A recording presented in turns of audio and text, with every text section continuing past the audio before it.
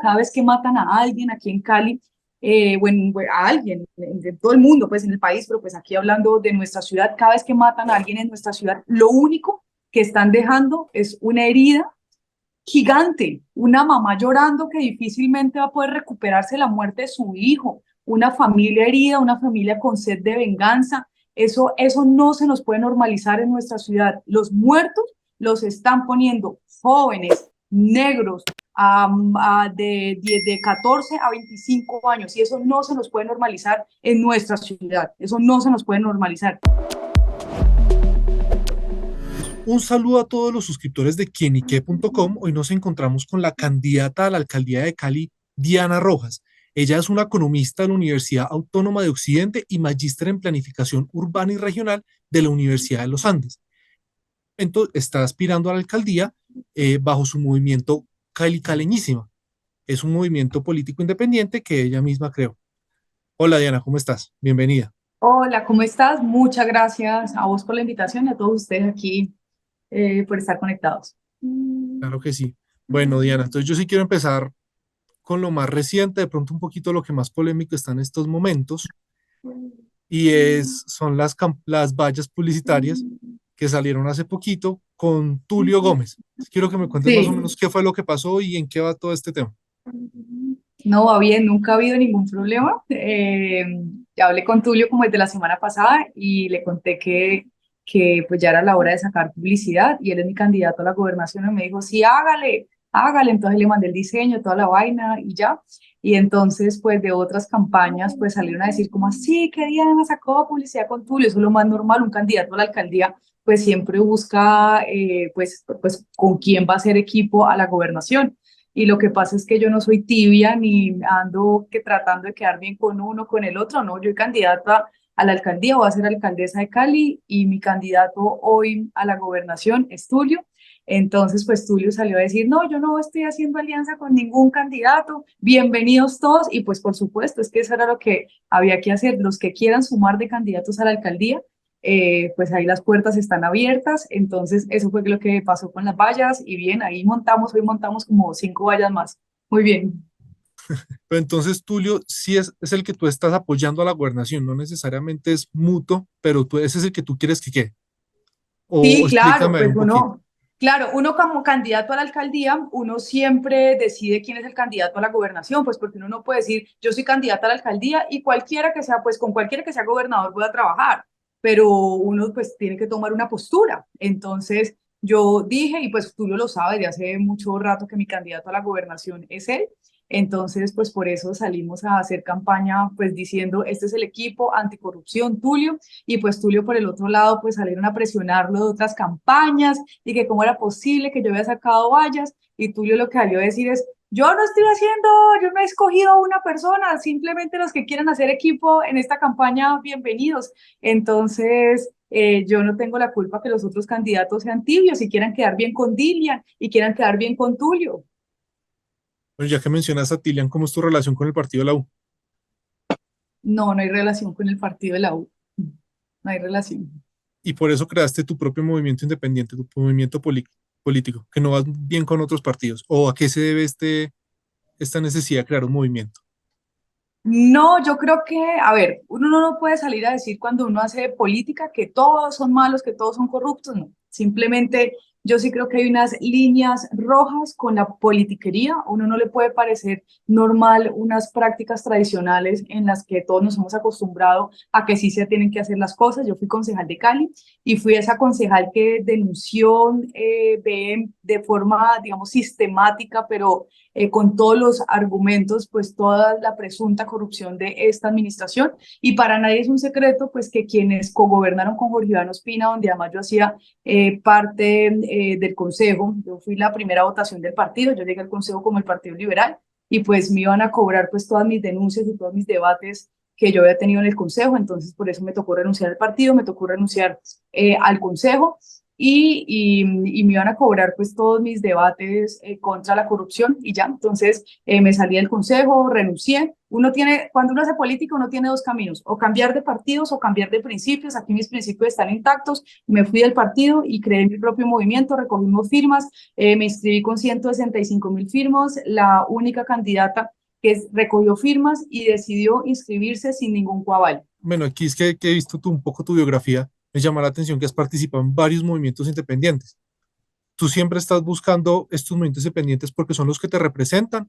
O, perdón como por ser tan insistente, pero o de pronto hay como un choque con las ideologías de los partidos actuales o con los partidos actuales como tal, con los partidos políticos tradicionales. No, a ver, yo creo que si hay algo en lo que se ha perdido en este país, cuando uno habla de política, es hablar desde la ideología, es donde uno se identifica. Yo ideológicamente soy de pensamiento liberal, creo en el libre desarrollo de la personalidad, pero también creo en la libertad de empresa, en la libertad, digamos, de los poderes individuales. Entonces, yo soy de pensamiento liberal y cuando arranqué a hacer política desde hace muchísimos años, pues siempre he estado en espacios en donde me identifique, crean las personas en las que están ahí, creo también en los principios y en la forma en la que se está profundizando o se está apoyando en ese momento pues algún movimiento. Yo fui candidata al consejo cuando tenía 18 años, fui la candidata más joven en Colombia en aspirar a un cargo público en esas elecciones en el 2009. Por ejemplo, en ese momento recogimos firmas también para un movimiento ciudadano que se llamaba Cali Puede, que fue la última lista independiente del consejo.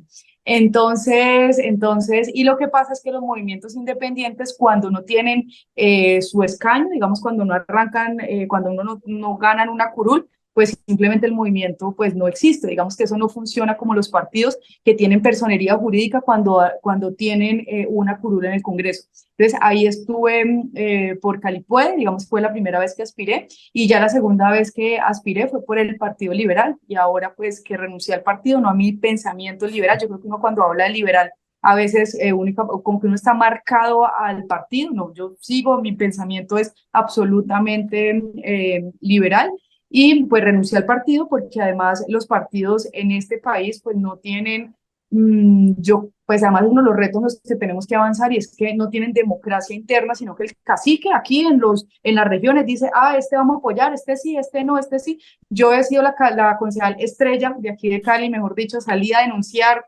todo lo que ustedes escucharon por allá en Bogotá, el crédito, la feria, el alumbrado, las sillas estas de 17 millones de pesos, los televisores de 50 millones de pesos. Seguramente ustedes escucharon una concejal que le paró duro al alcalde, esa era yo. Y así todo me tocó salir a renunciar del consejo y por eso recogí firmas para organizar mi movimiento y ahorita estoy como candidata a la alcaldía. Y ya la última preguntita como de coyuntura política del país para empezar un poco más, pasar un poco más a tus propuestas como tal. ¿Cómo es tu relación, Sí. cómo sería tu relación con el gobierno de Petro?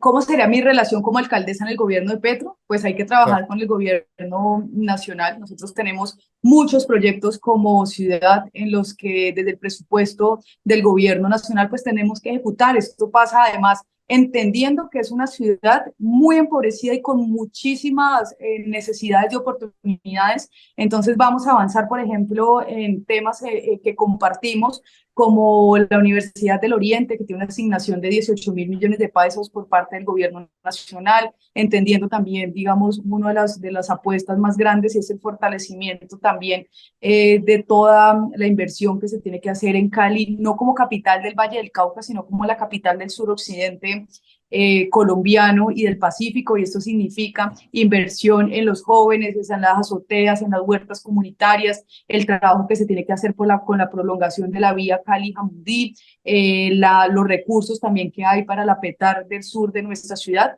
Entonces, aquí lo que hay que hacer es reconocer y entender que la visión desde una ciudad que sea mucho más digna y justo para todos, pues es hacia allá donde tenemos que avanzar. Listo. Entonces ya empecemos, adentrémonos un poco más en tu campaña, tus propuestas como tal. Sí, Hay una ok. propuesta social que tú dices que es la Sí, redistribución de alimentos. sí. Yo quiero que me expliques un poquito ese término, a qué hace referencia y cómo funcionaría todo este proceso. Bueno, redistribución de alimentos es que no nos puede parecer normal que en nuestra ciudad, ni siquiera en el país, uno no le puede parecer, no nos puede parecer normal que la gente se esté muriendo de hambre, ni que una de cada tres personas les toque elegir entre si desayunan, si almuerzan y comen. Y aquí lo que hay que hacer es ser mucho más consciente como ciudad y que tenemos que aportar para que se puedan redistribuir mucha no solamente la producción de alimentos en nuestra ciudad, sino también ser mucho más consciente de la cadena de alimentos en una ciudad. Eso significa no solamente el centro de abasto, digamos, en el tema de con nuestros campesinos, sino también el trabajo que se tiene que hacer con nuestras huertas, el trabajo que se tiene que hacer con los restaurantes y va a ser una prioridad los comedores comunitarios en nuestra ciudad. Cuando hay hambre, nadie va a buscar trabajo, cuando hay hambre nadie hay educación. Por acá en Cali hay un graffiti que dice cuando el hambre es mucha, es violenta y eso no se nos puede normalizar. Nosotros vivimos en una ciudad supremamente violenta, vivimos en una ciudad donde hoy pues hacemos parte de más de las 50 ciudades más violentas del mundo y por ahí pasa también reconocer que tiene que ser una ciudad donde tenemos que tener mayor inversión social. En los 4 años vamos a tener la mayor inversión en el tejido social de nuestra ciudad y eso pasa por la redistribución de nuestros alimentos. Entonces, ¿cómo se hace eso? Se hace con logística, se hace con todas esas mamás que lideran cada uno de los comedores comunitarios, que estamos llegando alrededor de unos 1.000 comedores comunitarios, pero nosotros tenemos una ciudad en la que parte del oriente, en la comuna 13, 14, 15, digamos, en la comuna 18, en la comuna 21, muchas de las personas llegan desplazadas por la violencia o buscando oportunidades. Y lo que tenemos que hacer como ciudad es por lo menos lo mínimo, y es una ciudadanía que pueda alimentarse, sus mamás con los niños, que la mamá y el papá puedan salir a buscar trabajo, porque lo mínimo que es poder tener alimentos sus niños, pues los tiene garantizados por parte de la administración. Y tú me hablas un poco de la logística, ¿cómo sería toda esta logística para redistribuir los alimentos y llevarlos a a los comedores comunitarios o a estas poblaciones donde de pronto no Sí, son de tan fácil acceso? buen punto. Gracias, buen punto. Miren, el problema más difícil de la redistribución de los alimentos es la logística. Es digamos, la FAO, todo el trabajo que se ha hecho con comedores, digamos, o con comedores, o cuando uno habla de redistribución, el problema que uno tiene como ciudad es la logística. Y por eso lo hablaba desde el principio, y es cómo lo vamos a hacer. Entonces, por parte de la administración, digamos, ahí se ha hecho, y es que la misma comunidad en algunos espacios, digamos, depende de la zona en la que esté, por medio de nuestras galerías. Tenemos galerías pues por todas pues digamos, por todas las zonas, pues más o menos una parte de Siloé, otras tenemos el Porvenir, otra la Galería Alameda. Tenemos varias galerías que ahí estamos, la conexión tendría que ser con los comedores comunitarios, pero segundo, que es lo más importante en esta cadena, en la redistribución de los supermercados, pero también de nuestros restaurantes, es que pongan también al servicio que la comida que pueden redistribuir se puedan encargar ellos mismos de la logística. Y lo tercero, el sector empresarial es importantísimo. Tenemos un sector empresarial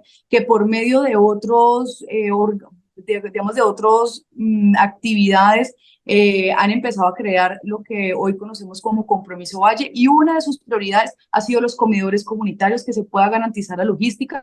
Entonces, con comedores comunitarios y con el banco de alimentos es la forma que podemos disminuir la brecha para para poder tener una ciudad con una mejor logística para poder garantizar los alimentos, sobre todo en ladera y en el oriente de nuestra ciudad. Pero Y ese es ahorita, el punto. sí. Y ahora que me hablabas también Sí, que el hambre puede generar violencia y que Cali es una de las ciudades más violentas del país y en este sí. momento del mundo, lastimosamente, quisiera saber cómo vas a, no necesariamente atacar el tema de seguridad, sino teniendo en cuenta toda la importancia que Cali ganó en el estallido social de hace unos años y, digamos, la fricción que hay en estos momentos entre la ciudadanía y la fuerza pública. ¿Cómo vas a hacer para hacer que la fuerza pública pueda asegurar la seguridad en en la ciudad y que sea Mira, bien Manuel, recibida por la gente? sí, de acuerdo. Miren, la primera autoridad en una ciudad es el alcalde y yo voy a ser la primera autoridad como alcaldesa. Y hay varias cosas. A mí no me tembló la voz para salir a denunciar a los más violentos de esta ciudad, que son los corruptos, y tampoco para que tengamos una ciudad con mucho más orden y más autoridad. Pero eso también, ¿qué significa? Y es duro detrás de las estructuras criminales en nuestra ciudad, pero suave con nuestros jóvenes. Nosotros necesitamos una ciudad con muchas más oportunidades desde el diálogo, el escucha, tratamiento integral de pandillas, los tíos que son los territorios de inclusión y oportunidades. Y hay una parte, digamos, cuando hablamos de este tema de seguridad, la gente quiere que uno le hable de pie de fuerza, que uno le dice, vamos a aumentar, nosotros tenemos 6.200 uniformados en la ciudad. Pero cuando uno habla, por ejemplo, la semana pasada que estuve reunida con el general de la Policía Metropolitana, Gualdrón, decía, mire, esto no es de pie de fuerza, esto no es de pie de fuerza, este es un trabajo articulado que se tiene que hacer con la comunidad. Una cosa son las estructuras criminales y paso rápidamente por ahí, digamos, ahí todo el acompañamiento que tiene que hacer con la policía, que tenemos que hacer alrededor de nuestro río Cauca, lo que se tiene que hacer a través de inteligencia, de datos, de un acompañamiento de la administración, pero por el otro lado me voy a ir un poco más a Manuel a lo que me estabas preguntando, y es que esta es una ciudad que tuvo el levantamiento social, y el levantamiento social en una ciudad como esta pasa porque los programas intensivos desde el tejido social se acabaron. Una ciudad que no tiene oportunidades para nosotros, que somos jóvenes, una ciudad donde uno ve que la administración se está robando la plata, pues sin duda hace que uno sienta que no existen, lo mínimo que es que lleguen los jardines infantiles para que las mamás puedan salir a trabajar, que no existe también programas de cultura, de deporte, de recreación, y este tipo de cosas que deberían ser lo básico. O sea, uno no ni siquiera uno debería estar hablando de lo obvio que tiene que hacer una administración, es lo que no está funcionando. Entonces, aquí, Manuel, lo que quiero resumir y decirte es que tener una primera mujer alcaldesa, pero joven sobre todo, es entender que es por medio de la escucha, es por medio del diálogo, es entender que nuestros consejos de juventudes son parte de las decisiones que tenemos que tener en nuestra ciudad, pero sobre todo que tenemos que trabajar en una ciudad mucho más digna, mucho más justa, con muchas más oportunidades, que nos tiene que doler una señora que vive en Siloé y le toca caminar 20 cuadras para coger un transporte masivo, que nos tiene que doler una mamá que tiene que dejar a sus 3 muchachitos con una vecina mientras sale a trabajar y le pagan 65.000 pesos el día y le toca pagar 14.000 pesos de transporte que a ustedes no les pasa allá en Bogotá, pero aquí les toca pagar a quienes usan el sistema de transporte masivo, como no funciona bien, entonces les toca usar algo que se llama piratas, que es transporte informal, y la mayoría de nuestras personas, más o menos 600.000 personas, tienen que pagar dos tarifas, es decir, en vez de pagar 5.400 pesos, tienen que pagar 13.000 pesos y volver hasta la casa. Eso es gravísimo. Entonces, es una ciudad pensada mucho más digna, mucho más justa, donde llegamos a poder disminuir los procesos de división social desde la escucha, desde el diálogo y reconociendo que tiene que ser una ciudad con muchas más oportunidades para nosotros los jóvenes. Ya aprovechando que me hablas de este tema del transporte, Sí. ¿cómo ves tú el futuro de la movilidad en Cali? ¿Un mejor sistema de transporte, un sistema de transporte de pronto distinto o trabajar sobre lo ya construido? Miren, aquí nosotros tenemos un problema gigante en el tema del transporte. Entonces, ahorita le voy a hablar como planificado, como alcaldesa, pero planificadora urbana también. Lo mínimo que tiene que tener una ciudad, la base para que una ciudad funcione desde todo, desde la competitividad, desde la productividad, pero desde la calidad de vida, es el transporte. Cuando uno no se puede transportar, mejor dicho, nada pasa bien en la vida. Entonces, si alguno de ustedes que me está escuchando no montan el mío, sino que montan carro o montan moto, trata de irse a la casa o al trabajo mañana en el mío y se va a dar cuenta lo que viven 250.000 personas que se montan en el mío y 450.000 personas que se montan en la piratería. Entonces, ¿hacia dónde vamos a trabajar, Manuel? Hacia una movilidad digna y con calidad. ¿Eso qué significa? El sistema de transporte masivo tiene que ser multimodal, es decir, algo que nosotros conocemos aquí como las gualas, como son como unos jipetos que van como a la zona un poquito más de ladera, tienen que estar articulados donde se pueda pagar una tarifa única. Segundo, donde exista una tarifa diferencial. Ojo con esto porque además viene dentro del debate que el presidente ha dado esta semana y es, debe existir y lo que nosotros le estamos proponiendo es que exista una tarifa diferencial para algunos de para algunos de los sectores que necesitamos potencializar en nuestra ciudad. ¿Eso qué significa? Jóvenes, adultos mayores y estudiantes. Por un lado, ahí debe existir una tarifa diferencial. Y segundo, debe existir, estamos proponiendo tarifa diferencial en unas de las zonas más vulnerables de nuestra ciudad. Esto significa el cordón del oriente y la parte de ladera de Cali. Pero el transporte en nuestra ciudad tiene que verse como un servicio público. Hay gente que le dice a uno, no, pues acabemos con el mío, porque es que eso no importa, eso mejor dicho, cada quien tiene que salir a resolver y volvamos con el sistema que teníamos antes. No, uno tiene que generar dignidad y sobre todo para la gente más pobre. Aquí nos acostumbramos a que la gente pobre, entonces mira a ver cómo resuelve, que patonee, que camine, que chupe sol, ese tipo de cosas no se nos pueden normalizar en nuestra ciudad. La movilidad tiene que ser digna y tiene que ser con calidad. Y más o menos ahorita que hablas de tarifas preferenciales, me cuentas que, que están gastándose más o menos entre 13.000 pesos las personas que cogen el Pirata y el Sí. mío, y 5.000 solo las que cogen el mío. Con esta tarifa diferencial, más o menos en cuánto quedaría, cuánto se gastaría una persona promedio que esté beneficiada por estas tarifas, cuánto se podría gastar cuando seas alcaldesa. Pues Manuel, mira, hoy estamos recibiendo una ciudad con muchos problemas financieros, pero también aquí hay un componente adicional, y es que el gobierno nacional quiere poner recursos. Lo que pasa es que todavía no hay claridad de cómo va a poner los recursos ni cuáles son las fuentes de financiación. Nosotros en qué avanzamos todas las ciudades que tenemos sistemas de transporte masivo, y es que pasamos de un modelo denominado la sostenibilidad del sistema, la autosostenibilidad, es que por tarifa cada sistema tenía que ser sostenible y el gobierno nacional solamente ponía el 70%, que era la infraestructura, pero la operación era de nosotros como ciudad. Y después pasamos, después del Plan de Desarrollo Nacional de Santos, a que los sistemas de transporte masivo no son autosostenibles, sino que son sostenibles, es decir, que se necesitan unas fuentes de financiación. Entonces, por eso es tan importante el debate que está poniendo el gobierno nacional, donde hoy quienes vamos a asumir la primera jefatura en una ciudad, pues escuchamos atentamente porque esa fuente de financiación hoy sí es importante reconocer cómo nos llegaría, cada cuánto nos llegaría para poder hacer ese cruce de información como lo que me estás diciendo, y es cuánto podríamos subsidiar, a dónde podríamos subsidiar, cómo podríamos canalizar, pero sobre todo cómo podríamos impactar a otros sectores, porque este no es un tema únicamente, alguien me decía cuando estaba hablando de este tema, no, lo que pasa es que eso no es subsidiar y regalarle las cosas a la gente. Oigan, uno tiene que dejar de hablar desde los privilegios. Una cosa es que uno le salga de su casa y vaya y prenda el carro y uno llegue sin problema a la casa. Y otra cosa es una familia que sus hijos no pueden ir a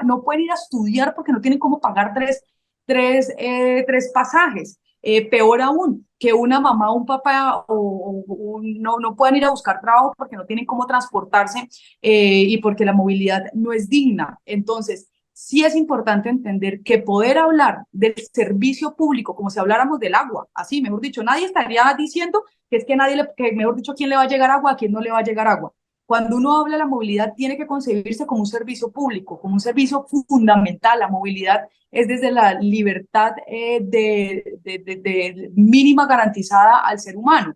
Entonces, cuando vemos el concepto de movilidad desde esta forma, nos damos cuenta que hablar de cómo tenemos que garantizar la movilidad de las personas nos impacta en educación, nos impacta productividad, nos impacta una ciudad que mucha más gente puede salir a buscar trabajo y que también acompañamos a nuestros adultos mayores que no están pudiendo ir a nuestras citas médicas y también a nuestros estudiantes porque necesitamos aumentar y necesitamos tener una ciudad mucho más competitiva desde la educación. Me voy a alejar un poquito ahora de la movilidad, volver un poco a la seguridad, Ok, que, que me da pie para varias preguntitas. La sí. primera es, ¿qué piensas tú y cómo te hace sentir como caleña, como concejal, como política, que hasta agosto hayan habido 621 homicidios en la ciudad? Ay, miren, yo te quiero decir, Manuel, que a veces se le vuelve, a veces yo siento que en la ciudad pareciera que estuviéramos contando muertos y que nos estuviera normalizando. Eso no puede ser normal, no es únicamente que sea una ciudad violenta, no es únicamente el número de muertos y homicidios que traen otros problemas de una ciudad entendida como una ciudad más peligrosa, que únicamente pareciera que hiciéramos los análisis desde ahí. No, cada vez que matan a alguien aquí en Cali, a alguien de todo el mundo, pues en el país, pero pues aquí hablando de nuestra ciudad, cada vez que matan a alguien en nuestra ciudad, lo único que están dejando es una herida gigante, una mamá llorando que difícilmente va a poder recuperarse de la muerte de su hijo, una familia herida, una familia con sed de venganza. Eso no se nos puede normalizar en nuestra ciudad. Los muertos los están poniendo jóvenes, negros, de 14 a 25 años, y eso no se nos puede normalizar en nuestra ciudad, eso no se nos puede normalizar, ni aquí, ni personas que han venido a buscar oportunidades en nuestra ciudad. Miren, pues en mi casa, de lo personal, a mí me mataron dos tíos, uno me lo mató el ELN y el otro me lo mató la policía. Mi abuelita lleva 25 años sin celebrar la Navidad, desde hace 25 años. Yo, mejor dicho, mis tíos los mataron cuando yo tenía, pues, yo no conocí como a los 10 años, un poquito más, a los 12, no tengo muchos recuerdos de ellos, pero lo único que he visto es a mi mamá, pues como hermana llorar, pero a mi abuela nunca se pudo recuperar de la muerte de sus dos hijos. Y eso es lo que viven millones de mujeres, de hermanas, de hijas, llorando a sus esposos, a sus hijos, a sus papás por muertes violentas. Entonces, una cosa es hablar desde el tema de seguridad y es, ok, hay que contener las bandas delincuenciales, pero va mucho más allá de eso, va desde el dolor que están dejando las muertes en nuestra ciudad y eso no se nos puede normalizar. Todo lo que se tenga que hacer de inversión social para salvar una vida vale la pena. Siempre es importante reconocer que una vida nos deja dolor y nos deja una ciudad en donde hoy tiene un conflicto gigante. El conflicto que tiene esta ciudad pasa mucho desde la salud mental de la ciudad. Entonces, esto no podemos seguir contando muertos y simplemente pensando que esto es con tanqueta de guerra, ¿no? ¿Listo?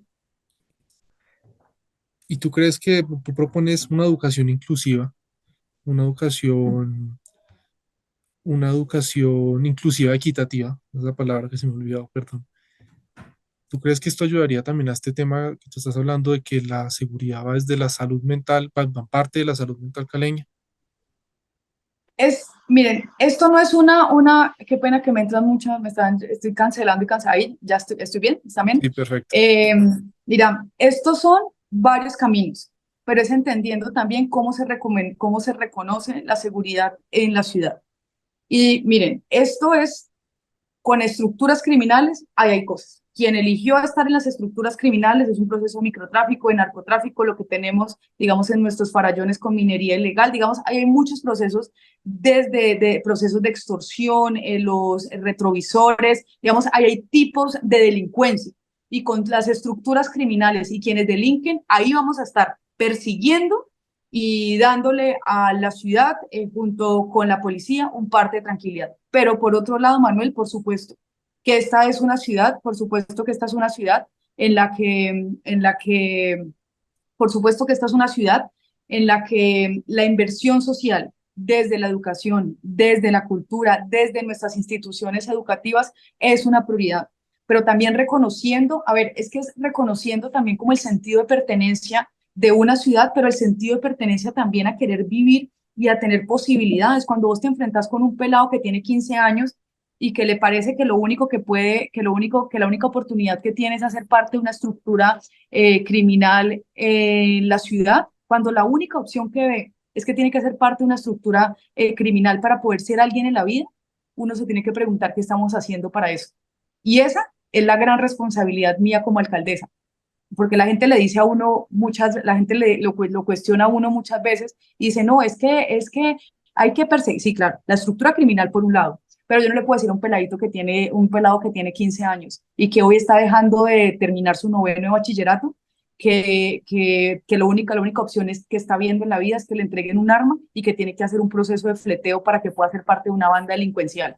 Entonces, eso es un camino totalmente distinto y claro, pasa por un acompañamiento de la administración, pasa por focalizar los recursos en los territorios de inclusión oportunidades, pasa por tener comedores comunitarios, pero también por centros de desarrollo infantil para que las mamás de cero, los niños de 0 a 5 años, pues puedan tener pues mucho más, puedan tener lo mínimo pues en una edad temprana, pero también pasa por un acompañamiento en un programa de jornada complementaria para que después de las 2 de la tarde pues los pelados pues se den cuenta que hay otras formas también de aprender y de querer hacer cosas en la vida. Entonces son los dos caminos, pero estos con oportunidades, con mucho más trabajo y haciendo proyectos de vida, porque cuando un pelado le dice a uno que su proyecto de vida, o una pelada, estos días conocí a una niña y ella tiene 16 años y me dijo que su mamá la había echado y tenía un niño de 1 año cargado. y me dice que la mamá la había echado y el papá del niño estaba en la cárcel. Y ella ni siquiera tiene acceso a la salud, ni siquiera tiene, el niño no tiene carnet de registro de tarjeta de identidad. Entonces me decía, sin tarjeta de identidad no me aceptan en ningún jardín infantil. ¿Y por qué no tiene tarjeta de identidad? Pues porque no se puede mover, porque no tiene el acceso mínimo a la administración. Entonces, por eso hay que descentralizar la administración, por eso hay que llegar con oferta institucional, por eso vamos a llegar con algo que no me has preguntado, pero son nuestros espacios del cuidado. Tener una mujer alcaldesa significa hablar de muchos de los problemas que tienen las mujeres y que no se hablan públicamente, pero hacen falta, hacen parte desde la salud mental, desde el acompañamiento a las madres cabezas de familia y desde una ciudad donde uno puede pensar en un proyecto de vida y uno puede sentir que la mejor estrategia de desarrollo económico, como me decía, me tocaba en un foro en estos días que fui, que me preguntaran cuál es la estrategia de desarrollo económico. La estrategia de desarrollo económico es que no nos queramos ir de esta ciudad, que amo una ciudad con muchas más oportunidades. Listo, Diana, y ya para terminar, me gustaría cerrar un poquito con un tono más alegre, un poquito más suave. Eh, Vivo en Colombia, de pronto otras ciudades, ¿qué te gustaría llevar a Cali? ¿Qué cogerías de cada ciudad para llevar a Cali y implementar durante tu alcaldía? Muchas cosas. Pues voy a decir, oigan, me han llamado, o sea, hay un número que me ha llamado cada vez me ha llamado por ahí Sí, que se 30 traba veces de la que estoy llamada. acá.